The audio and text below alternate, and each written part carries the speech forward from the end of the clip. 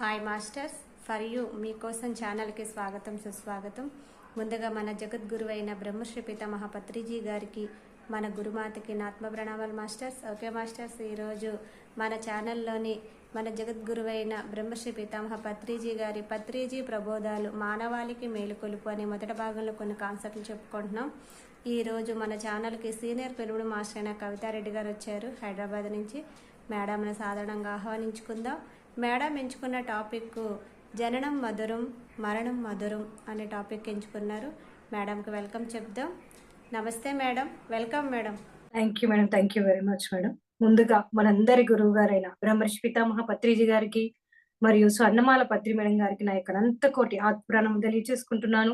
అలానే యూట్యూబ్ ద్వారా వీక్షిస్తున్న ప్రేక్షకులందరికీ కూడా నా యొక్క ఆత్మ ప్రణామం ఫ్రెండ్స్. సో ఎంతో అద్భుతంగా యూట్యూబ్ వారు ఎన్నో కార్యక్రమాలు నిర్వహిస్తూ చక్కగా ఎంతో జ్ఞానాన్ని అందరికీ అందిస్తూ ఉన్నారు. ఎందుకంటే ఎవరైతే ఒక పిరమిడ్ మాస్టర్ గా ఉంటారో వాళ్ళందరూ కూడా ప్రతి ఒక్కరికి సార్ ఏం చెప్తారు, ఏ నేర్చుకుంటే ఏ, బి నేర్చుకుంటే బి అందచేయండి అని చెప్తారు. ఎందుకంటే అందుకోసమే ఆ ఉద్దేశంతో చక్కగా జూమ్ ద్వారా, యూట్యూబ్ ద్వారా చక్కగా జ్ఞానాన్ని అందిస్తూ ఉన్నారు. వాళ్ళందరికీ కూడా ప్రత్యేకమైన నమస్కారాలు తెలియజేసుకుంటున్నాను. ఈరోజు పత్రిజీ ప్రబోధాల్లో జననం మధురం మరణం మధురం దాని గురించి తెలుసుకున్నాం. మరి జననం ఎలా మధురం అవుతుంది అందరికీ తెలుసు. ఎందుకంటే ఒక కొత్త వ్యక్తి మన కుటుంబంలోకి రాగానే మనం ఎంత హ్యాపీగా రిసీవ్ చేసుకుంటాం. ఆ హ్యాపీనెస్ అందరి మొహాల్లో కనిపిస్తుంది. ఒక చిన్న పిల్లాడు లేకుంటే చిన్న పాప వస్తుందని ఎంతో అద్భుతంగా. అలానే మరణం కూడా మధురమే అని చెప్తున్నారు. అది ఏ విధంగానో తెలుసుకుందాం ఫ్రెండ్స్. ఎందుకంటే మనకి ఇక్కడ పత్రి సార్ ఏం చెప్తున్నారు అనంటే, నువ్వు శరీరము అనుకున్నావనుకో నీకు చావు భయం ఉంటుంది. నువ్వు శరీరం కాదు అనే భావనలో ఉంటే నీకు ఆ భయం అనేది ఉండదు. అప్పుడు మరణం మధురం అనిపిస్తుంది అని చెప్తున్నారు. ఇక్కడ అందరూ ఏం చేస్తూ ఉంటారు? ఇక్కడ సార్ చెప్పింది ఏంటంటే ఈ కాన్సెప్ట్ రాఖీ పౌర్ణమి సందర్భంగా వివరించారు. రాఖీ పౌర్ణమి అంటే ఏం చేస్తారు? ఒక సోదరి సోదరునికి రక్ష కడుతుంది. నువ్వు నాకు రక్ష అని చక్కగా ఒక రాఖీ కడుతుంది. అది ఏంటి? దాన్నే మనం రక్షాబంధనం అంటున్నాం. మరి ఇక్కడ రక్షాబంధనం గురించి ఆలోచిస్తే దేని నుంచి రక్ష? ఎందుకు రక్ష? ఆ రక్ష ఎందుకు కడుతున్నారు అని ఇక్కడ సార్ క్వశ్చన్. అంటే ఇక్కడ రక్షాబంధనం గురించి ఆలోచించి చూస్తే మనకి ఏ రక్షాబంధనం అవసరం లేదని చెప్తున్నారు. మరి ఆత్మకి రక్షణ అవసరం ఏముంది అని అంటున్నారు. ఆత్మ ఎప్పుడూ కూడా చావంది కదా! మరి ఇంకా దేని నుండి దానికి రక్షణ కావాలి? ఈ రక్షణ కావాలి అనే భావనే బంధం అని చెప్తున్నారు. ఈ రక్షణ కావాలి నాకు అనే ఈ భావన ఏదైతే ఉందో అది బంధం అని చెప్తున్నారు. నేను కేవలం శరీరం అనుకోని జీవిస్తూ ఉంటే నాకు రక్షణ కావాలి. నేను చావకూడదు కనుక నాకు రక్షణ కావాలి అనుకుంటుంటాం. నేను శరీరం అనే భావనలో జీవిస్తున్న ప్రతి ఒక్కరు కూడా నాకు రక్షణ కావాలి, రక్ష కావాలి అనే భావనలో జీవిస్తూ ఉంటారు. అలా ఎప్పుడూ కూడా పాహిమాం పాహిమాన్ అని ఇతరుల మీద డిపెండ్ అయ్యి వాళ్ళను రక్ష కోరుకుంటూ ఉంటారు. నాకు ఈ వ్యాధి నయం చేయండి, నాకు చావు నుంచి కాపాడండి, లేకుంటే ఇంకా నాకు ఈ సమస్య నుంచి, దుఃఖం నుంచి కాపాడండి అని అలా పాహిమాం పాహిమాన్ అని వేడుకుంటూనే ఉంటారు. దేని నుంచి రక్షించాలి మనం? చావు నుంచి రక్షించాలా? అసలు చావు అనేదే లేదు. అవమానం నుంచి రక్షించాలా? అసలు అవమానం అనేది లేదు కదా! మరి దేని నుంచి రక్షించాలి అని అడుగుతున్నారు ఇక్కడ. నువ్వు శరీరమే కాదు. అలాంటప్పుడు నీకు చావే లేదు. మరి నువ్వు మనసే కాదు. నీకు అలాంటప్పుడు ఇంకా అవమానమే లేదు అని చెప్తున్నారు. అలానే నువ్వు బుద్ధి అనేదే కాదు. నీకు అజ్ఞానం అనేదే లేదని చెప్తున్నారు. ఇక్కడ శరీరవత్ చావు లేదు. శరీరాన్ని బేస్ చేసుకొని చూస్తే, భౌతిక శరీరాన్ని బేస్ చేసుకొని చూస్తే నీకు చావు అనేదే లేదు. మరి మనస్సువత్ అవమానము లేదు. ఎందుకంటే ఇక్కడ నువ్వు శరీరం కానప్పుడు నీకు మనస్సు అనేది లేదు. ఇంకా మనస్సు లేనప్పుడు అవమానం ఎక్కడి నుంచి ఉంది? అవమానం లేదు. బుద్ధివత్ అజ్ఞానము లేదు అని చెప్తున్నారు. మనమంతా కూడా భగవంతులము. కనుక మనకి ఇంకా రక్షణ ఎందుకు? ఒక భగవంతునికి రక్షణ ఎందుకు ఉంటుంది? రక్షణ అవసరమా? భగవంతుడికి ఎప్పుడూ కూడా ఎంతో శక్తితోని చక్కగా ఆ దైవిక శక్తితో నిండి ఉంటాడు. ఆయన దగ్గరికి ఏ నెగెటివ్ ఫోర్స్ కూడా వెళ్ళలేదు. అంత అద్భుతమైన శక్తి ఉన్నప్పుడు. Negative force ఎక్కడికెళ్తుంది? వీక్ గా ఉండి ఎప్పుడూ కూడా భయంలో అలా జీవిస్తున్న వ్యక్తి దగ్గరికి నెగెటివ్ ఫోర్స్ అనేది పోతుంది. వాళ్ళకి వాళ్ళు భయపడుతూ ఉంటారు కాబట్టి వాళ్ళకి రక్షణ కావాలి వాళ్ళ నుంచి అని ఆలోచిస్తుంటారు. ఇక్కడ మనమంతా భగవంతులమైనప్పుడు, మనమంతా పాజిటివ్ ఎనర్జీతో నిండి ఉన్నప్పుడు, ఆ దైవిక శక్తితో నిండి ఉన్నప్పుడు, మరి దేని నుంచి రక్షణ కావాలి? మన దగ్గరికి ఏదొస్తుంది? ఏది రాదు కదా! సో, మనమంతా భగవంతులము. ఇంక మనకు రక్షణ ఎందుకు అని చెప్తున్నారు. దేని నుండి రక్షణ కావాలి మనకి? సో, నాకు రక్షణ కావాలి, నేను నిన్ను రక్షిస్తాను అన్న భావమే ఒక బంధనము అని చెప్తున్నారు. సో, అలాంటి భావంలో జీవిస్తున్న వాళ్ళందరూ కూడా బంధనం, మహా పరిబంధనంలో జీవిస్తున్నారు అని చెప్తున్నారు. నేను నీకు ఈ తాడుని కడతాను. ఇంకా మనం అందరం ఏం చేస్తాము? మనకేదైనా సమస్య రాగానే, దుఃఖం రాగానే ఎవరో ఒక బాబా దగ్గరకో, ఎవరి దగ్గరకో వెళ్తుంటాం. వెళ్లి ఒక తాయెత్తునో, ఒక తాడునో కట్టుకుంటూ ఉంటాం. సో, ఈ తాడు నిన్ను రక్షిస్తుంది అని అలా కడుతూ ఉంటారు. అది నీకు రక్షగా ఉంటుంది. నిన్ను ఆపద నుంచి రక్షిస్తుంది అని ప్రాపంచిక భావన. అలా ఉండేదేదైతే ఉందో ఈ తాడు ద్వారా నాకు రక్ష కలుగుతుంది అనే భావనలో ఉంటే, ఆ భావన అంతా కూడా ప్రాపంచిక భావన. సో, అది ఆధ్యాత్మిక సత్యం కాదు. కేవలం ప్రాపంచిక భావన. ఆ ప్రాపంచిక భావనలో మనం ఏం చేస్తూ ఉంటాము, అది నమ్మి వాళ్ళ దగ్గరికెళ్తాము. సో, వెళ్లి అలా తాడు కట్టించుకొనొస్తాము. అప్పుడు దుఃఖం పోతుందా? దుఃఖం పోదే. ఎందుకంటే మన కర్మల ఫలితమే మన జీవితం. మనం ఏ కర్మలైతే చేశామో పూర్వజన్మలో, ఆ కర్మల ఫలితం మనం ఇప్పుడు అనుభవిస్తున్నాం. సో, ఆ కర్మ ఫలితం అనుభవించాలి అంటే, ఒక తాడు కట్టడం వల్ల ఆ కర్మ ఫలితం అనేది పోతుందా? పోదు కదా! ఎప్పుడైతే ఆ జ్ఞానం అనేదొస్తుందో, ఆ జ్ఞానాన్ని మనం నిమిడీకృతం చేసుకొని అనుభవపూర్వకంగా అనుభవిస్తున్నప్పుడు, మనం ఏది చెయ్యాలి, ఏది చెయ్యకూడదు, ఏది మంచి, ఏది చెడు అనే అవగాహన మనకొస్తున్నప్పుడు, అప్పుడు మనకు ఆ కర్మ అనేది తగ్గించబడుతుంది. అంతేకాని నీకు ఊరికే తాడు కడితే ఆ కర్మ అనేది తగ్గించబడదు. మనం ఈ ప్రాపంచిక భావనలో బ్రతుకుతున్నాం. అది ప్రాపంచిక భావన అని చెప్తున్నారు. ఆధ్యాత్మిక సత్యం కాదని ఇక్కడ తెలియజేస్తున్నారు. శరీరానికి చావు ఎప్పుడూ లేదు. శరీరం ఎప్పుడు మారుతూనే ఉంటుంది. శరీరానికి చావు లేదు. శరీరం మారుతూ ఉంటుంది. ఏంటంటే ఈ ఆత్మ ఒక శరీరం నుంచి ఇంకొక శరీరానికి మారుతుంది. అంతేకాని చావు లేదు. ఆత్మకి చావు ఎప్పుడు లేదని మనకు తెలుసు. మనకి గీతలో మనకి కృష్ణ పరమాత్మ అంత గట్టిగా, అంత చక్కగా తెలియజేశాడు. ఆత్మ ఎప్పుడూ ఎదుగుతూనే ఉంటుందంట. ఎప్పుడూ కూడా ఎదుగుతూనే ఉంటుంది. ఎలా అంటే మనసు ఎప్పుడూ కూడా మనసుకి ఎప్పుడూ కూడా అవమానం లేదంట. ఎందుకంటే అదొక మన భావన. నేను అవమానపడ్డా అనే భావన. అంతేకాని మనసుకెప్పుడు అవమానం లేదని చెప్తున్నారు. అంతా అనుభవాల పరంపరే అని చెప్తున్నారు. ప్రతీది కూడా. సో, మనకు ఒక అనుభవం వచ్చింది. అది అవమానంగా మనం ఫీల్ అవుతున్నామంటే అది అనుభవం. అక్కడ మనం జ్ఞానం నేర్చుకోవాలి దాని నుంచి. కాబట్టి మనకు ఆ సంఘటన జరిగింది. అంతేకాని మనకు అవమానం అనేదే లేదు మనసుకి అని చెప్తున్నారు.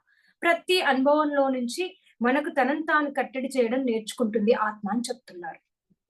సో, ప్రతి అనుభవం. ఎగ్జాంపుల్ తీసుకోండి. మనం ఒక నిప్పును ముట్టుకున్నాం. ముట్టుకున్నప్పుడు అది నిప్పని తెలియదు ఫస్ట్. సో, అక్కడ నిప్పు అనేది ఉంది. మనం ఎక్కడికో ఒక కొత్త ప్లేస్‌కెళ్ళినాము. ప్లస్ దాని పైన మొత్తము కూడా ఆ బూడిదతోని కప్పి ఉంది. అది నిప్పని తెలియదు. ఆ ప్లేస్‌కెళ్ళినప్పుడు అక్కడ అలా చెయ్యి పెట్టాం. అది కాలింది. కాలగానే మనకేంటి, ఓహో! ఇక్కడ నిప్పు ఉంది. ఇక్కడ చెయ్యి పెట్టకూడదు అనే ఒక అవగాహన, అనుభవం అనేది మనకొస్తుంది. మళ్ళీ వెంటనే మనం దాని పైన చెయ్యి పెడతామా? పెట్టము. ఆ జ్ఞానం వచ్చింది. ఆ అనుభవ జ్ఞానం. అలానే ప్రతి దాని నుంచి కూడా ఆ జ్ఞానం నేర్చుకొని ఏది చెయ్యాలి, ఏది చెయ్యకూడదు అనేది ఆత్మకి ఆ జ్ఞానం అనేది అందుతుంది. సో, అలా ఆత్మ అనుభవాలతోని ఎప్పుడూ కూడా ఎదుగుతూనే ఉంటుంది. ఆ జ్ఞానంతోని. సో, ఇక్కడ చెప్తున్నారు అందుకోసమే పత్రి సార్. మానము మధురము, అవమానము మధురము అని చెప్తున్నారు. ఎందుకంటే ప్రతి దాని నుంచి మనం జ్ఞానం నేర్చుకుంటున్నాం. సో, అది అనుభవం మనకి. ఆ అనుభవం ద్వారా మనం ఎలా ఉండాలి, ఎలా ఉండకూడదు. సో, అలా ఉంటే ఎలాంటి పరిస్థితులను మనం ఎదుర్కుంటాం అనే ఒక అవగాహన అనేది మనకొస్తుంది. ఆ జ్ఞానం అనేదొస్తుంది. అందుకోసమే మానం మధురం, అవమానం మధురం అని చెప్తున్నారు. కలిమి మధురము, లేమి మధురం. సో, మనకి సంపద ఉన్నప్పుడు మనం ఎలా ఉంటున్నాము, సంపద లేనప్పుడు మనం ఎలా ఉంటున్నాము, సో, ఎలా ఉండకూడదు. సో, ఇష్టమొచ్చినట్టు ఖర్చు చేస్తే ఆ డబ్బంతా వృధా అయిపోయి, సో, మనం ఎలా కష్టాలు ఆ అనుభవ జ్ఞానం అనేది మనకొస్తుంది. కాబట్టి కలిమి మధురమే, లేమి మధురమే అని చెప్తున్నారు. అలానే నిత్యము మధురమే, అనిత్యము మధురమే. నిత్యమేంటిది? ఈ భౌతిక శరీరం. సో, ఇది మధురమే. ఎందుకంటే దీని ద్వారా మనకు కావాల్సిన జ్ఞానం, ఆత్మజ్ఞానం, అనుభవాలను నేర్చుకుంటున్నాం. కాబట్టి నిత్యము మధురమే, అనిత్యము మధురమే. ఎందుకంటే ఆత్మ. సో, ఆత్మ ద్వారా ఎన్నో శక్తులు, ఎంతో ఆత్మ జ్ఞానాన్ని మనము పొందగలుగుతున్నాం. కాబట్టి ఆ అనిత్యము కూడా మధురమే అని చెప్తున్నారు. సో సంసారము మధురము, నిర్వాణము మధురం అని చెప్తున్నారు. ఎందుకంటే సంసారంలోనే ఉంటూ ఉంటేనే మనకి ఆ సంసారంలో ఉన్న ఆ స్ట్రగుల్స్ అవన్నీ కూడా తట్టుకోగలిగి మనం నిర్వాణ స్థితికి ఎదగగలుగుతాం.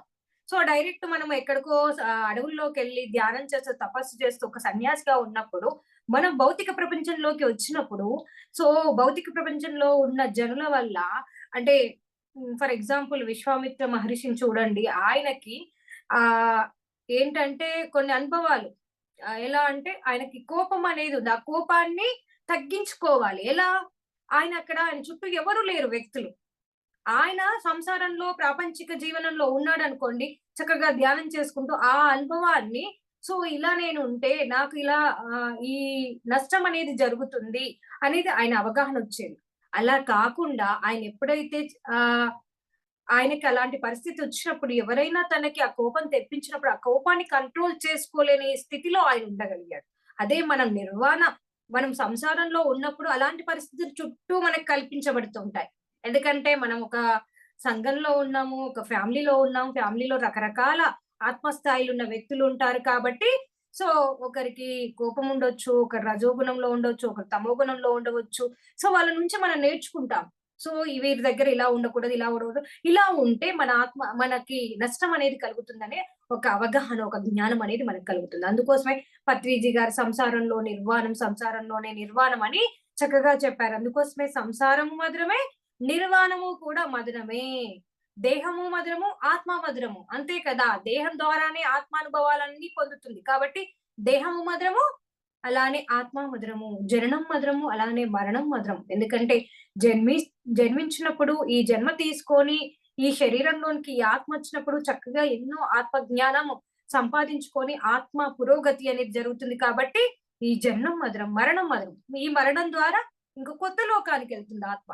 ఆత్మ సో అక్కడ ఎంతో జ్ఞానాన్ని పొందుతుంది. కాబట్టి మరణం కూడా మధురమే. 2 మధురాలే అని చెప్తున్నారు.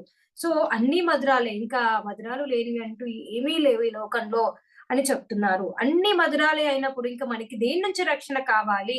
అసలు మనకి ఆపద ఎక్కడి నుండి ఉంది? వచ్చింది ఏమీ లేదు కదా! వచ్చామా? మనం ఈ భూమిపైకి ఉన్నామా? మనము సో మన అంతకుముందు కర్మల ఫలితాన్ని మనం అనుభవిస్తూ అనుభవపూర్వకంగా జ్ఞానాన్ని పొందుతున్నామా? అలానే పోయామా? ఇక ఇక్కడ ఆపద ఎక్కడ ఉంది అని చెప్తున్నారు. సో ఈ భూలోక యాత్రలో మనం అందరం కూడా యాత్రికులమే. ఎందుకంటే సో ఈ భూలోకానికి ఎందుకొస్తాము? ఇక్కడ మనకు ఇదొక పాఠశాలగా సో ఈ భూమి మీద జ్ఞానాన్ని మనము పొందాలి కాబట్టి ఈ భూలోకం వస్తాం. ఈ భూలోకంలోని వింతలు, విశేషాలు చూడ్డానికి వచ్చాము. అలానే ఈ లోకంలో వీలైనంత వింతలు, విశేషాలు స్థాపించడానికి మనం వచ్చామని చెప్తున్నారు. ఎన్నో వింతల్ని మనం స్థాపించడానికి వచ్చాం. ఇప్పుడు చూడండి ఎన్నో పిరమిడ్స్ కడుతున్నాము. సో అలానే ఎన్నో కార్యక్రమాలు చేస్తున్నాం. అలా వింతలను, విశేషాలను స్థాపించడానికి మనం వచ్చాము. మన పని మనం చేస్తాము, అలానే పోతాము అని చెప్తున్నారు. సో పుట్టామా, గిట్టామా, వచ్చామా, పోయామా, మళ్ళీ వచ్చామా, మళ్ళీ పుట్టామా, ఇదే మన యొక్క స్థితి. అంతే. దీంట్లో ఇంక భయం ఎక్కడిది? మనకి దేని నుంచి రక్షణ కావాలి? ఆపద ఎక్కడి నుంచి ఉంది అని చెప్తున్నారు. మనం అనేక సార్లు ఈ ఆటను ఆడుతూనే ఉంటామని చెప్తున్నారు. సో ఈ ఆటలో ఓటమి లేదు, అలానే గెలుపు లేదు. ఎందుకంటే ఎప్పుడూ కూడా మనము ఆధ్యాత్మికంగా ఆత్మ పురోగతి అనేది జరుగుతూనే ఉంది. ప్రతి జన్మలోనూ కూడా. సో ఆటలో ఆట ఉంది. మరి దేని నుండి రక్షణ కావాలి మనకి అని అడుగుతున్నారు. సో నాకేదో తక్కువగా ఉంది, నాకేదో లేనిది ఉంది, నాకు దాని నుంచి రక్షణ కావాలి, నేను ఆపదలో ఉన్నాను అనే భావనలో మనం బ్రతుకుతున్నాము, ఉన్నామని చెప్తున్నారు. సో నాకు తక్కువగా ఉంది, ఏదో తక్కువగా ఉంది, ఏదో కష్టంగా ఉంది. సో దాని నుంచి నాకు రక్షణ కావాలి అనే భావనలో మనం జీవిస్తున్నాము. ఆ భావనలో ఉన్నాము. సో ఆపద్బాంధవ ఇంకేం కోరుకుంటామంటే సో ఒక తిరుపతికెళ్తాం. వెళ్లి ఏం చేస్తాం వెంకటేశ్వర స్వామిని సో ఆపద్బాంధవ, ఆపద ముక్కులవాడా నన్ను రక్షించు, ఈ దుఃఖాల నుంచి కడతేర్చు, ఇన్ని దుఃఖాలున్నాయి, నాకింత సంపద గావాలి, బిల్డింగ్ గావాలి, నా కూతురికి పెళ్లి కావాలి, నా కూతురికి మంచి జాబ్ కావాలి, నా కూతురు మంచి మార్క్స్‌తోని పాస్ ఇలా లెక్కలేనన్ని ప్రశ్నలతోని పాపం విసిగిస్తున్నాం. సో ఆయన చక్కగా ధ్యానంలో కూర్చొని ఎంతో అద్భుతంగా ధ్యానం చేస్తూ ఎంతో శక్తిని భూమికిస్తున్నారు భూమాతకి. సో ఆయనను మనం డిస్టర్బ్ చేస్తూ ఉన్నాం. ఊరికే పిలుస్తూ. సో అలా ఆపద్బాంధవ వెంకటరమణ అంటూ ఉంటూ సో అక్కడ మనము వేడుకుంటూ ఉన్నాము. నీకు ఆపద అనేదే లేదు. సో ఆయన నీకు ఆపద్బాంధవుడు కాదు. నీకు నువ్వే ఆపద్బాంధవుడు అని చెప్తున్నారు. నీకు ఆపద ఉంటే కదా ఆయన రక్షించడానికి. నీకు ఆపదనే లేదు. ఇంకెందుకు నీకు రక్షణ? ఎవరైనా నీకు ఆపద్బాంధవుడు అయ్యేది లేదు అని చెప్తున్నారు. నీకు ఆపద ఉంటేనే కదా అని చెప్తున్నారు. ఇక్కడ భగవద్గీత శ్లోకంలోని దాని నుంచి వివరణ. హతోవ ప్రాప్యసి స్వర్గం జిత్వా వా భోక్ష్యసే మహీం తస్మాదుత్తిష్ట కౌంతేయ యుద్ధాయ కృత నిశ్చయః. సో ఇక్కడ హతోవ ప్రాప్యసి స్వర్గం, ఒకవేళ నువ్వు మరణిస్తే నీకు ఆ యుద్ధంలో మరణిస్తే స్వర్గం ప్రాప్తిస్తుంది. లేకుంటే ఆ యుద్ధంలో నువ్వు విజయం సంపాదించుకున్నావు అనుకో, విజయం నీకు వరించిందనుకో, అప్పుడు నీకు రాజ్యం వస్తుంది. ఆ రాజ్యాన్ని చక్కగా పరిపాలించుకుంటావు. తస్మాదుత్తిష్ట కౌంతేయ యుద్ధాయ కృత నిశ్చయ. సో నువ్వు ఇంకా యుద్ధం చెయ్యి. దేని నుంచి నీకు ఇంకా అదే ఏదైనా నీకు లాభమే ఉంది. అక్కడ నష్టమే లేదు కదా. సో చనిపోతే స్వర్గానికి వెళ్తావు. ఆపద ఎక్కడుంది ఇంకా? నువ్వు గెలిచావనుకో ఈ రాజ్యం అంతా నీదవుతుంది. సో ఎటు చూసినా నీకు లాభమే ఉంది కానీ నష్టం అనేది లేదు కదా. ఇంకా చనిపోతే స్వర్గానికి వెళ్తావు, గెలిస్తే చక్కగా రాజ్యాన్ని పరిపాలించుకుంటావు. ఎందుకు సంకోచిస్తున్నావు? యుద్ధం చేయమని కృష్ణ పరమాత్మ అర్జునుడికి చెప్తూ ఉంటాడు. సో అంటే రెండే రెండు ఉన్నాయి కదా, నువ్వు చనిపోతావు లేకపోతే గెలుస్తావు. ఈ రెండే రెండు ఉన్నాయి. సో దేని వలనైనా నీకు లాభమే చేకూరుతుందని ఇక్కడ చక్కగా మనకి కృష్ణ పరమాత్మ భగవద్గీతలో తెలియజేశారు. సో అతోవ ప్రాప్యసి స్వర్గం, ఇక చావనేదే లేదు. చావనేది ఆపద ఎలా అయింది నీకు అని చెప్తున్నారు. నువ్వు స్వర్గలోకంలో వెళ్తున్నప్పుడు ఎంత బాగుంటుంది. మనం అందరం కూడా ఆ స్వర్గలోకం నుండి వచ్చిన వాళ్ళమే కదా, మళ్ళీ తిరిగి అక్కడికే వెళ్తున్నావు. ఇంకా ఆపద ఎక్కడి నుంచి ఉంది? నువ్వు ఎక్కడి నుంచి వచ్చావో అక్కడికి తిరిగి వెళ్తున్నావు. చక్కగా నీ ప్లేస్ కు వెళ్తున్నావు. నీకు ఎక్కడి నుంచి ఆపద వచ్చింది? ఎవరు నిన్ను రక్షించాలి అని అడుగుతున్నారు. సో ఎప్పుడు కూడా అందుకోసమనే సంకటహరణ వెంకటరమణ ఆపద్ బాంధవ రక్షించు రక్షించు అని మనం పాహిమాం పాహిమని ఎప్పుడు కూడా మనము మూర్ఖుల్లాగా వెర్రికేకలు వేస్తూ ఆ పిచ్చి చేష్టలు చేస్తున్నాము. ఇదంతా కూడా అజ్ఞానుల లక్షణం అని చెప్తున్నారు. సో ఇక్కడ ఆపద్ బాంధవుడు లేడు, పాహిమాం పాహిమని వెర్రికేకలు లేవు జ్ఞానికి అని చెప్తున్నారు. అజ్ఞానికి మాత్రమే ఆ వెర్రికేకలు, జ్ఞానికి ఈ వెర్రికేకలు అవసరం లేవు, లేవు అని చెప్తున్నారు. జ్ఞానికి అన్ని అనుభవాలే, ప్రతిదీ అనుభవమే. దుఃఖములో నుంచి అనుభవమే, కష్టంలో నుంచి అనుభవమే, సంతోషంలో నుంచి అనుభవమే, ఆనందం నుంచి అనుభవమే, ప్రతిదీ కూడా అనుభవమే జ్ఞానికి అని చెప్తున్నారు. సో మానము అవమానము ఈ రెండు కూడా చక్కగా మధురాలే. అలానే పుట్టుట గిట్టుట కలిమి లేమి అన్ని సరిసమానమైన అనుభవాలు అని చెప్తున్నారు. ఏది తక్కువ కాదు, ఏది ఎక్కువ కాదు, ప్రతి అనుభవం కూడా సరిసమానమైంది అని చెప్తున్నారు. ప్రతి పరిస్థితిలో కూడా నుంచి ఎంతో నేర్చుకుంటుంది ఆత్మ. సో కలిమిలో నుంచి అయినా కానీ, లేమిలో నుంచి అయినా కానీ, కష్టంలో నుంచి అయినా కానీ, దుఃఖంలో నుంచి అయినా కానీ, పుట్టుట నుంచి కానీ, మరణించినప్పుడు కూడా ఎలా మరణిస్తున్నాం, మరణం ఎలా జరుగుతుంది, ఇదంతా కూడా అనుభవపూర్వకంగా నేర్చుకుంటుంది ఆత్మ. సో ఆత్మ నేర్చుకోవడం కావాలి. నేర్చుకునేది అనుభవం నుంచి వస్తుంది. నేర్చుకునేది అనేది ఆ అనుభవం ద్వారా మాత్రమే వస్తుంది.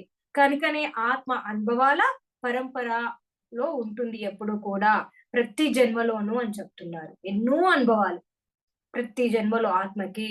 సో ఎన్నెన్నో జన్మలు, అలానే ఎన్నెన్నో కర్మలు. మనకి జన్మ ఎత్తామంటే ఎన్నో కర్మలు చేస్తూ ఉంటాము, ఎన్నెన్నో కర్మ పాఠాలు నేర్చుకుంటూ ఉంటాము. అలానే ఎన్నెన్నో అనుభవాలను మనం అనుభవిస్తూ ఉంటాము.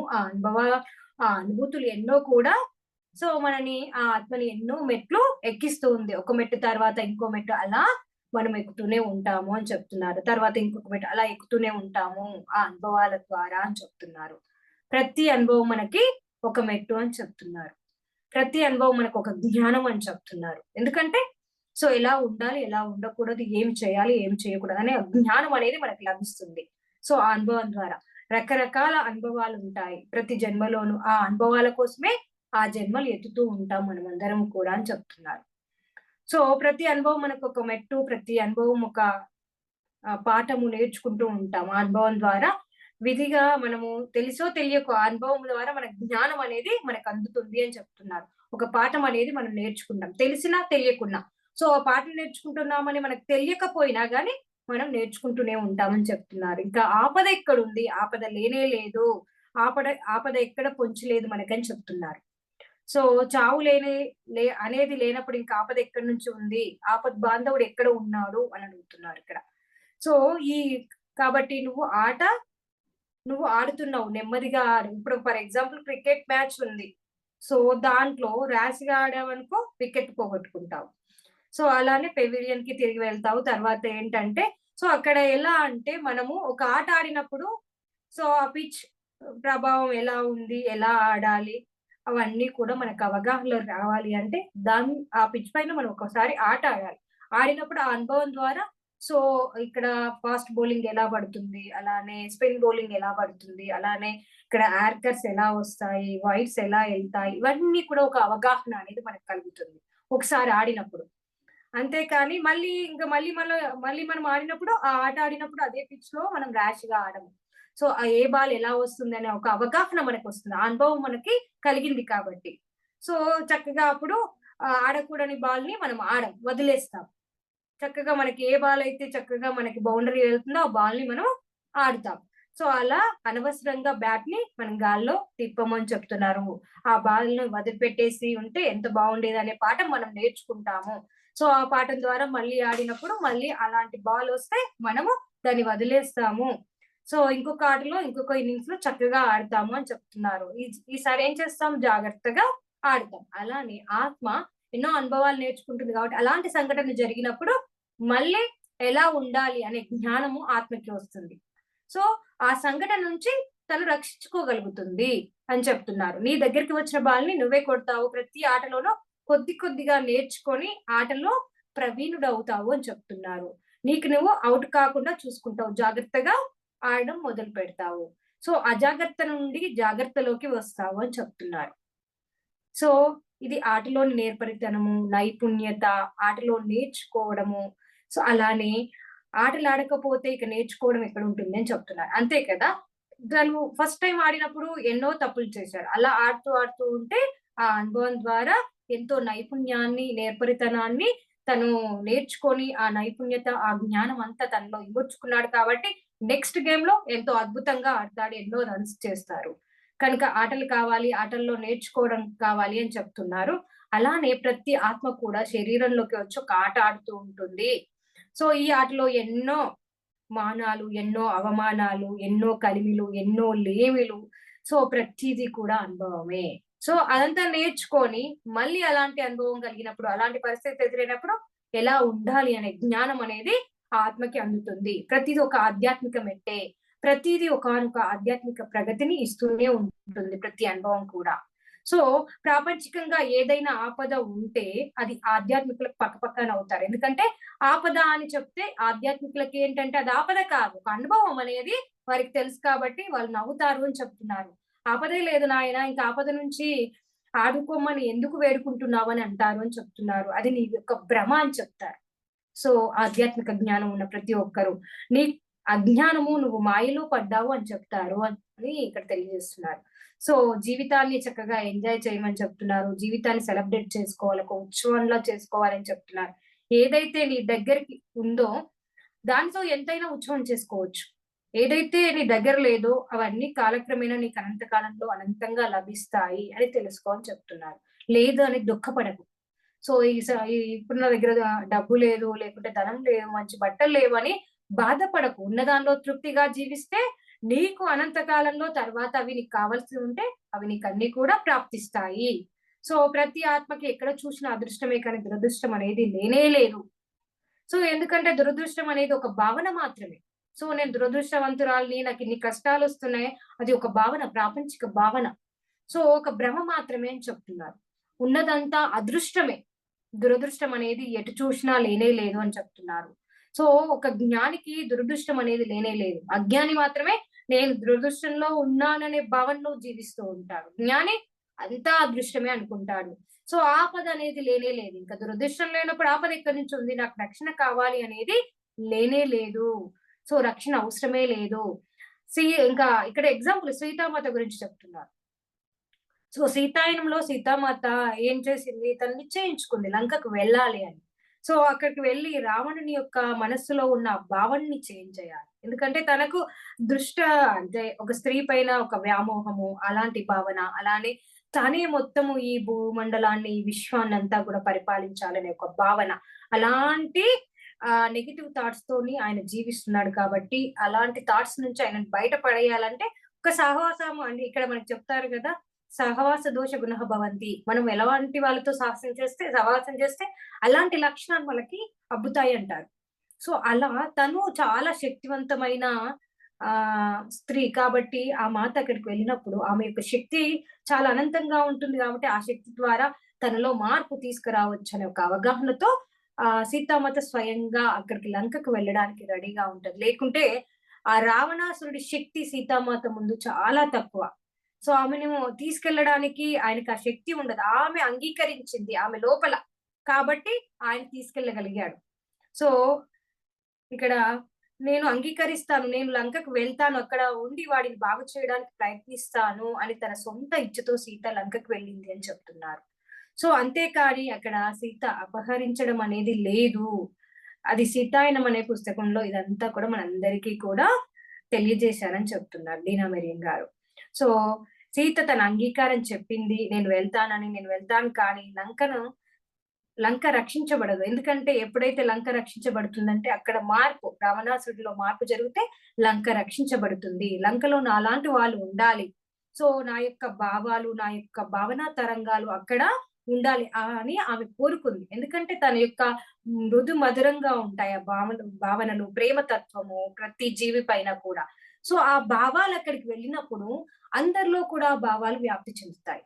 సో, అందుకోసమే చాలా మంది అక్కడ ఉన్న రాక్షసులు కూడా సీతామాతను ఉన్నప్పుడు వాళ్ళలో మార్పనేది కలిగిందని చెప్తారు. త్రిజట అనే ఒక రాక్షసి. ఆమెలో కూడా అంత మృదు మధురంగా ప్రేమతత్వాన్ని కలిగించారంటే సీతామాత యొక్క ప్రేమతత్వం ఎంతగా ఉంది. ఆ భావన యొక్క స్థితిని మనం అర్థం చేసుకోవాలి. సో, అందుకోసమే రావణాసురుడు భిక్షకునికి ఇలాగా వేషం వేసుకొని వచ్చి భిక్షాందేహి అన్నప్పుడు సొంతగా మాత కుటీరం నుంచి బయటికి వచ్చింది. అప్పుడు రావణుడు సీతను తీసుకొనెళ్ళాడు అని అప్పుడు రావణాసురుడు ఏమనుకుంటాడు? సీత నా వల్లో పడింది అని అనుకుంటాడు. కానీ రావణాసురుడే సీతామాత వల్లో పడిందనే విషయం తెలియదు అని ఇక్కడ మనకి పత్రిజీ గారు చెప్తున్నారు. అప్పుడే రావణాసురుని యొక్క అంతం అనేది ప్రారంభమైంది అని చెప్తున్నారు. సో, అంటే ఒక నెగెటివ్ ఫోర్స్ భూమి పైన అంటే నష్టం కలిగిస్తున్నప్పుడు పాజిటివ్ ఫోర్స్ అనేది కంపల్సరీ వచ్చి దాన్ని అంటే బాగా చేయడానికి ముందు ప్రయత్నిస్తుంది. అలా బాగా కాకుంటేనే దాన్ని నాశనం చేస్తారు. ఇది మనకి దీని ద్వారా మనం అర్థం చేసుకోవచ్చు.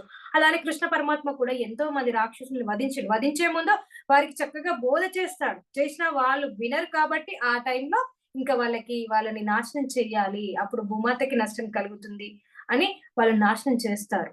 సో, అలా మన భావనలనేటియి ఇతరులకి మనము పంచాలి. అంటే ఇతరులు కోపంగా, ద్వేషంగా ఉన్నా కానీ మన భావన ప్రేమతత్వంతో ఉన్నప్పుడు ఆటోమేటిక్‌గా మనది ఎక్కువ హై లెవెల్ ఫ్రీక్వెన్సీ ఉందనుకోండి, వాళ్ళు ఆటోమేటిక్‌గా చేంజ్ అవుతారని మనకి మన మాస్టర్స్ అందరూ చెప్తూనే ఉంటారు. ప్రతి క్లాస్‌లో కానీ, చాలా చోట్ల మనకి ఫిజికల్‌గా వెళ్ళినప్పుడు కూడా చెప్తూ ఉంటారు. సో, మనమందరం కూడా అది గ్రహించాలి.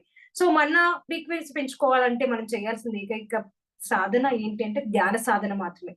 దాని ద్వారా మాత్రమే అనంతమైన కాస్మిక్ ఎనర్జీని మనం గ్రహించి, సో, ఆ ఎనర్జీ ఎలా అయితే మన లోపలికి వెళ్తుందో మనలో ఆ ప్రేమతత్వము, ఆ దైవిక లక్షణాలన్నీ కూడా పెంపొందించబడతాయి. మన ఫ్రీక్వెన్సీ పెరుగుతుంది కాబట్టి, మన చుట్టూ ఉన్న వాళ్ళు కూడా ఆ ఫ్రీక్వెన్సీలోకి వచ్చినప్పుడు వాళ్ళలో కూడా మార్పు అనేది వస్తుంది. సో, ఒకవేళ ఆపద ఉందని తెలుసుకుంటే సీతామాత తనను తను రక్షించుకునేది. అక్కడ ఆపద అనేదే లేదు కాబట్టి తాను రక్షించుకోవడం ఎక్కడ ఉంది. లక్ష్మణుడు కుటీరం నుంచి బయటికి రావద్దని చెప్పినా కానీ, ఆమె బయటికి వచ్చింది అంటే అక్కడ ఆ దొంగ సన్యాసి భిక్ష ఇవ్వడం కోసం కాదు. అతను ఎత్తుకెళ్తాడని తనకు తెలుసు. బట్ అక్కడ నాకేమీ ఆపద లేదని సీతామాతకి ముందే తెలుసు కాబట్టి లంకలో ప్రవేశించింది అని చెప్తున్నారు. తన తరంగాలు లంకలో పెట్టాలనుకుంది. సంవత్సరం పాటు ఆ తరంగాల్ని లంకలో పెట్టింది. దాంతో లంకా దహనం ప్రారంభమైంది అని చెప్తున్నారు. లంక అంతం ప్రారంభమైంది. ఇంకా ఈవిడ వెళ్తూనే రాక్షసుల అంతం ప్రారంభమైంది. ఇంకా ఈవిడ వెళ్ళకపోతే ఆ రాక్షసుల అంతం అనేది జరిగి ఉండేది కాదు. సో, అందుకోసమే సీతామాత తన సొంతగా బయలుదేరి వెళ్లి ఏదైతే ఆపద అనుకుంటున్నారో అందులోంచి స్వేచ్ఛగా వెళ్ళిపోయింది అని చెప్తున్నారు. సో, ఆధ్యాత్మికతలో ఈ రక్షణ అనే విషయం ప్రస్తావన రాదు అని చెప్తున్నారు. కేవలం ప్రాపంచిక దృక్పథంతో మాత్రమే మనకి రక్షణ కావాలి అని అనిపిస్తుంది. ప్రాపంచికంగా జీవించే వాళ్ళకి మాత్రమే రక్షణ కావాలనిపిస్తుంది. చూడండి మనమే ఇప్పుడు మంచి చక్కగా ధ్యానం చేస్తున్నాం కాబట్టి మనకి ఏది కూడా అంత సంతోషం అనిపిస్తది. ప్రతి విషయం కూడా. సో, ఎన్నో సంఘటనలు జరుగుతూ ఉంటాయి. మన ఫ్రీక్వెన్సీ పెరిగిన కొద్దీ ప్రతీది కూడా లైట్‌గా తీసుకుంటూ ఉంటాం. సో, మనకి ఇంక మనము కోరుకోము ఏది కూడా నాకిలా రక్షణ కావాలి. వీళ్ళ నుంచి వీళ్ళేమనుకుంటారో, వాళ్ళేమనుకుంటారో, నా భర్త ఏమనుకుంటారో, నా పిల్లలేమనుకుంటారో, ఇలా మనకేమి అవగాహన ఉండదు. మనం ఏది చేయాలనుకున్నామో అది చేసేస్తూ ఉంటాం. సో, అదంతా కూడా మన ఎనర్జీ లెవెల్ పెరిగిన కొద్దీ మనకు అందుతూనే ఉంటుంది. అనంతమైన విశ్వం నుంచి. సో, ఇక్కడ ప్రతి దానికి కూడా రక్షణ అనేది లేదు. కేవలం ప్రాపంచికంగా ఆలోచించే వాళ్ళకి మాత్రమే రక్షణ అని కోరుకుంటారు అని చెప్తున్నారు. సో, కరోనా నుంచి రక్షణ కావాలని, అలానే ముసలితనం నుంచి రక్షణ కావాలి అని, అవమానం నుంచి రక్షణ కావాలని, లేమితనం నుంచి రక్షణ కావాలని, అన్నిటికి మనకు రక్షణ, చావు నుంచి రక్షణ కావాలని కోరుకుంటూ ఉంటాము. ప్రాపంచికంగా జీవిస్తే అని చెప్తున్నారు. ప్రాపంచికత అన్నది ఆపదనే సూచిస్తుంది. Sorry friends. ప్రాపంచికత అనేది ఎప్పుడూ కూడా ఆపదనే సూచిస్తుందంట. ఎందుకంటే మనం ఆ భావనలో ఉన్నాం కాబట్టి మనకు ప్రతీది ఆపదలాగా అనిపిస్తుంది. అదే ఆధ్యాత్మికత అన్నది ఆపద రాహిత్యాన్ని సూచిస్తుందంట. చూడండి ఫ్రెండ్స్ ఎంత అద్భుతంగా ఉంది కదా! సో, మనము మన భావన ఏ విధంగా ఉన్నదనేది మనకు తెలియాలి. మనకి ఎప్పుడైనా ఆపద అని మనం భావించినామంటే మనం ఎలా ఉన్నాము, మనము ఆధ్యాత్మికంగా ఎదుగుతున్నాము, ప్రాపంచికంగానే జీవిస్తున్నామా అని. ప్రాపంచికత అనేది ఆపద్బాంధవుని కోసం వెతుకుతూ ఉంటుంది ఎప్పుడూ కూడా. ఎవరు నన్ను రక్షిస్తారు? ఎవరు నాకు తోడుంటారు? అని వెతుకుతూ ఉంటుంది. ఆధ్యాత్మికత అన్నది ఆపద్బాంధవుని కోసం వెతకడం అనేది లేదని చెప్తుంది. కానీ నీకు ఆపద్బాంధవుడు ఎవరు లేరు. వెతకకు అని చెప్తుంది అని చెప్తున్నారు. ఎవరు ఎవరిని రక్షించరు. ఎవరు ఎవరిని భక్షించరు. ఆత్మ భక్షించబడదు. ఆత్మ రక్షణ కోరుకోదు అని చెప్తున్నారు. సో, మనకి రక్షణ అవసరమే లేదు. ఎందుకంటే భక్షణ అనేది లేదు. ఇక రక్షణ ఎందుకు? రక్షణ అవసరం. ఎక్కడి నుంచి రక్షణ కావాలి అని ఇక్కడ తెలియజేస్తున్నారు. అలానే తర్వాత ఆత్మ ఎప్పుడైతే ఇంకా ఇందాక చెప్పుకున్నాము శరీరంలోకి ప్రవేశించినప్పుడు అప్పుడేమనుకుంటుందంటే నేను 6 నెలలు కడుపులో ఉండి వెళ్ళిపోతాననుకుంటే అప్పుడు ఆ 6 మంత్స్ బేబీ అంటే అబార్షన్స్ అయినాయి అంటారు కదా! అక్కడ ఆత్మ ఎన్ని రోజులు ఉండాలనుకుంటే అన్ని రోజులు ఉండి ఎళ్ళిపోతుంది. అలా అగ్రీమెంట్‌తో వస్తారు అని చెప్తున్నారు. 6 నెలలకి అబార్షన్ జరిగిపోతుంది. ఇంకా ఆత్మ ఎళ్ళిపోతుంది అని చెప్తున్నారు. లేకపోతే పుట్టగానే నేను వెళ్ళిపోతాను. నా పనయిపోయింది వెళ్ళిపోతాను. ఇలా వెళ్ళిపోతూ ఉంటారు. అలా రాసుకొని ఆ ఆట కోసం వస్తారు అంతే. ప్రతి ఆటలో ఒక విశేషం ఉంటుంది అని చెప్తున్నారు. ప్రతి ఆటలో ఒక పరిస్థితి ఉంటుంది. ప్రతి ఆటలో ఒక అవకాశం ఉంటుంది అని చెప్తున్నారు. సో, అలా పుట్టి చనిపోతే ఆ తల్లికి ఆ అనుభవం ధ్యానంలోకి వస్తుంది. అంటే తను చనిపోయినంక తను దుఃఖిస్తూ ఆ దుఃఖం నుంచి బయటికి రావాలంటే ఎవరో ఒకరు కలుస్తారు. చక్కగా ధ్యానం చెయ్యి. ధ్యానం చేసి ఈ దుఃఖం నుంచి బయటపడతావు. అలా చెప్తే అప్పుడు ఆమె ఏం చేస్తుంది? ధ్యానంలోకి వస్తుంది. ఇంకా అప్పుడు ఆమెకు వివేకం తెలుస్తుంది. సో, విచారంలోకి వస్తుంది. అలా ఎందుకు జరిగింది? ఆ చావే అనేది లేనే లేదు అని ఆ వివేకంలోకి వస్తుంది. ఆ విచారంలోకి వస్తుంది. సో, అక్కడ ఆ బేబీ అలా వెళ్ళిపోకపోతే ఆమె ఆ ధ్యానంలోకి వచ్చేది కాదు. ఆ వివేకం అనేది ఆమెకి వచ్చేది కాదు. ఆ జ్ఞానం అనేది ఆమెకి లోనికి వచ్చేది కాదని చెప్తున్నారు.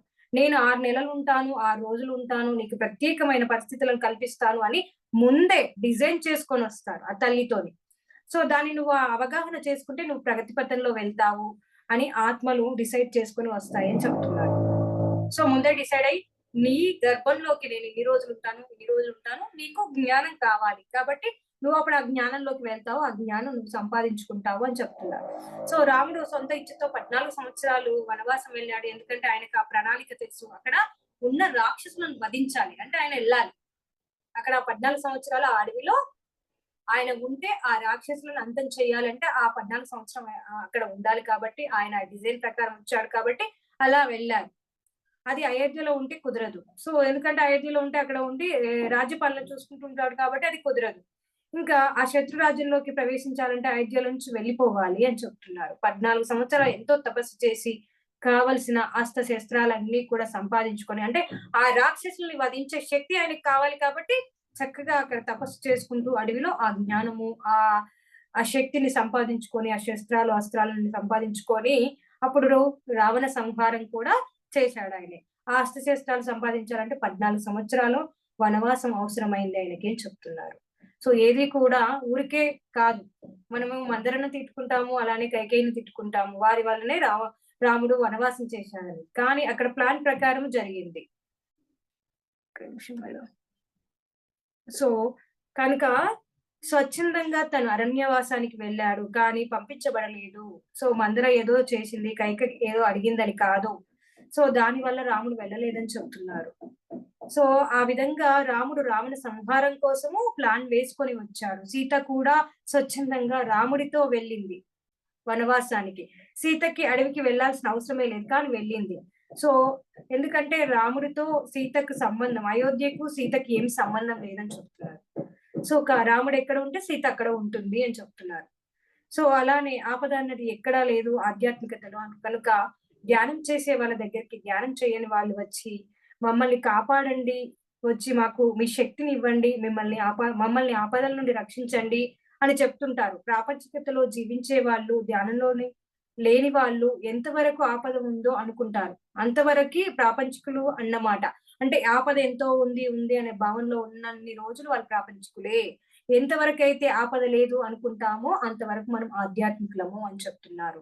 సో ఇక్కడ రిచర్డ్ బాక్ గురించి చెప్తున్నారు. ఆయన చెప్పింది, the mark of your ignorance is the depth of your belief in injustice and tragedy. అంటే ఇన్జస్టిస్ అంటే అన్యాయము, నాకు అన్యాయం జరిగింది. ట్రెజిడీ అంటే ఒక గొప్ప తిరస్కారము. సో అవమానం, ఈ తిరస్కారము అవమానం ఎంత ఉంది అని నువ్వు అనుకుంటే నీకు అంత అజ్ఞానం ఉందన్నమాట. సో నాకు అవమానం జరిగింది, నన్ను తిరస్కరించారు, సో నా కుటుంబంలో నన్ను ఇలా చూస్తున్నారని ఎప్పుడైతే ఎంతగా మనం భావిస్తామో అంత అజ్ఞానంలో మనం ఉన్నామని ఇక్కడ రిచర్డ్ బాబ్ గారు చెప్తున్నారు. సో నాకు ఇంత అన్యాయం జరిగింది అనుకోవడం అనేది అజ్ఞానము అని చెప్తున్నారు. అవమానం లేదు, చావు లేదు అని తెలుసుకోవడమే సుజ్ఞానం, మహాజ్ఞానం, మహా పరిజ్ఞానం అని చెప్తున్నారు. సో అవమానం జరగలేదు, నాకు చావు లేదు, ఇవన్నీ తెలుసుకోవడమే, అదంతా కూడా మహా పరిజ్ఞానం అని చెప్తున్నారు.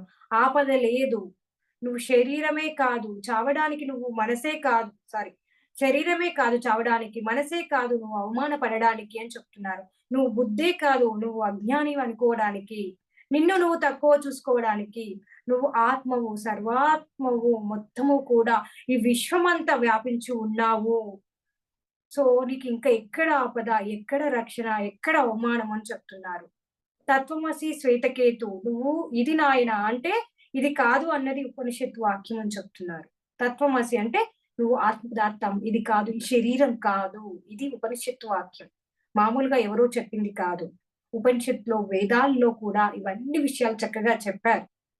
అంటే ఇక్కడ అనుకుంటారు పిఎస్ఎస్ఎన్ లో పత్రిజీ గారు అంటేనే ఆత్మ ఇది అని చెప్తున్నారు అని అనుకుంటారు. కానీ మన ఉపనిషత్తులు, వేదాలు, భగవద్గీత అంతా కూడా శాకాహారాన్ని గురించి, ఆత్మతత్వాన్ని గురించి, ధ్యానం గురించి, మనం మోక్షం పొందాలి అంటే, మన జ్ఞానం రావాలంటే ధ్యానం అనేది ముఖ్యమని ఎంతో ఎంతో చక్కగా చెప్పింది. అవంతా మనం నేర్చుకోవడం లేదు. దానివల్ల మనం ఇలా పిఎస్ఎస్ఎం లోకి వచ్చాం కాబట్టి ఈ జ్ఞానం అనేది వచ్చింది.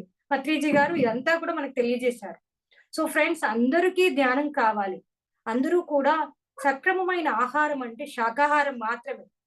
సో మాంసాహారం బలం బలం బలం అనుకునే ఒక అవగాహనలో బ్రతుకుతున్నారు. అది మీ యొక్క భావన మాత్రమే. సో శాకాహారం అనేది మానవుని యొక్క ఆహారం. దాని వల్లనే ఈ ఆత్మ పురోగతి అనేది జరుగుతుంది. దైవిక లక్షణాలతో వెలుగొందుతాం అప్పుడు మాత్రమే. సో అప్పుడు మన మాటే మంత్రంగా తయారవుతుంది. సో నువ్వు శరీరం అనుకుంటున్నావు, ఆపద అనుకుంటున్నావు, చావు అనుకుంటున్నావు, అవమానం అనుకుంటున్నావు, అది నువ్వు కాదు. నువ్వు చావు కానిది, నువ్వు అవమానం కానిది, నువ్వు మానం కానిది, నువ్వు రక్షణ అవసరం లేని వస్తువు, రక్షణ కోరుకోలేని వస్తువు, అదే ఆత్మ పదార్థానివి. నువ్వు సదా ఉండే వస్తువువి. చచ్చినా చావని నువ్వు ఇంకా ఆపద ఏంటి, ఏడుపు ఏంటి, ఇంకా రక్షణ ఏంటి అని చెప్తున్నారు. ఈ ఆపద ఉంది అనే భావన, నాకు రక్షణ కావాలి అనే భావన, అదే బంధము, అదే బంధనము, రక్షా బంధనము. అది బంధించి వేసింది మనల్ని అంతా కూడా అని చెప్తున్నారు. మాయలో నుంచి బయటికి రావాలి అంటే నాకు రక్షణ కావాలి అనే భావన నుంచి బయటికి రావాలి. అదే బంధ మోచనము, బంధ విముక్తి, ఇది తెలుసుకోవాలని చెప్తున్నారు. ఇంకా సో టైం ఉందా మేడం? టైం అయిపోయిందా? అలా ఉంది. సో లాస్ట్ లో చెప్తాను ఇంకా.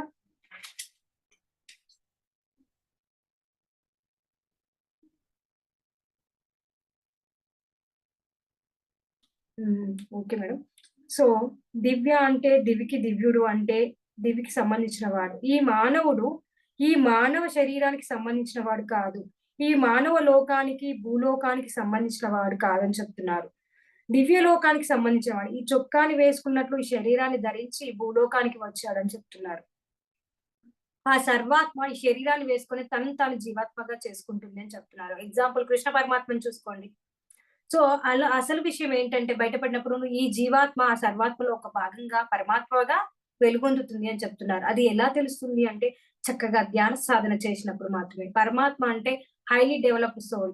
అండ్ సోల్ అంటే పురుష పదార్థము. శరీరము, మనసు, బుద్ధి ఇవన్నీ కూడా ప్రకృతి పదార్థాలు. సో పురుష పదార్థం ఏంటి? సోల్. మనలో ఉండే ఆత్మ పదార్థం పురుష పదార్థము. శరీరము, మనసు, బుద్ధి ఇవేంటి? ప్రకృతి పదార్థాలు. సో ప్రకృతి పురుషుడు కలిస్తేనే ఈ మానవుడు.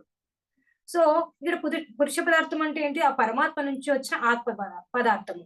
ఈ శరీరము, ఈ బుద్ధి, మనసు ఈ మూడు కూడా ప్రకృతి పదార్థాలు. ఆత్మ అనేది పురుష పదార్థము. ప్రకృతిలో తదాత్మం చెందిన ఆ ఆత్మ ప్రకృతి నుండి విడబడి సొంతగా తనను తాను తెలుసుకున్న ఆత్మగా మారిపోయి ఈ ప్రపంచాన్ని నడిపించే ఆత్మలో ఒక ఆత్మగా తయారైపోతుంది అని చెప్తున్నారు.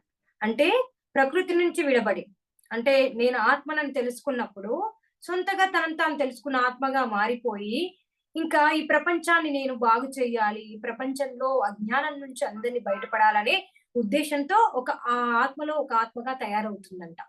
సో ఆపద అనేది ఎక్కడా లేదు. మన మనసులో నుంచి ఆపద అనే భావాన్ని తీసేయాలని చెప్తున్నారు. అలా తీసివేయడమే ఆధ్యాత్మికత.